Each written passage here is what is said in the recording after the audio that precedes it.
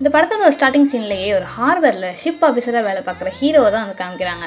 அங்கே போய் வேலை பார்த்துட்டு இருக்கும் போது ஒரு ஹீரோயினை பார்க்கறாரு. பார்த்த உடனே பிடிச்சி போயிடுது. ஆனால் இதில் என்ன ஒரு ட்விஸ்ட்டுனா, ஹீரோயினுக்கு ஆல்ரெடி ஒரு ஆள் வந்து இருக்குது.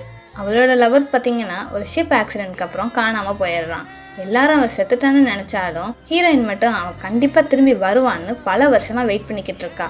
இதை தெரிஞ்சுக்கிட்ட நம்ம ஹீரோ இதெல்லாம் தெரிஞ்சதுக்கு அப்புறமும் கூட அவளை வந்து ஃபோர்ஸ் பண்ணல. அவளோட லவ்வையும் நம்பிக்கையும் வந்து மதிச்சான். அவள் கஷ்டத்தில் இருக்கும் போது சப்போர்ட் பண்ண கொஞ்சம் கொஞ்சமாக ஹீரோவும் ஹீரோயினும் கொஞ்சமாக வந்து புரிஞ்சுக்க ஆரம்பிச்சிருக்காங்க. இப்போதான்ப்பா சேர்ந்து வாழ போகிறாங்க, புரிஞ்சுக்க ஆரம்பிச்சிருக்காங்கன்னு சொல்லிட்டு நம்ம பார்த்துக்கிட்டு இருந்தா அதுக்கப்புறம் தான் வருது ஒரு பெரிய ட்விஸ்டே.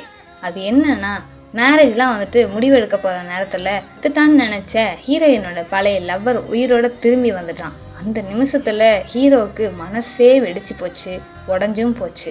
அதுக்கப்புறம் தன்னோட காதலை விட்டுட்டு அமைதியாக அந்த இடத்துலேருந்து விலகிடுறான். ஹீரோயினும் நம்ம பழைய காதலை வந்துட்டானேன்ற ஒரு சந்தோஷத்தில் அவங்க கூடயே வந்து இருக்கிறான். கடைசியில் இந்த ஹீரோயினோட பழைய லவ்வரும் சேர்ந்துடுறாங்க.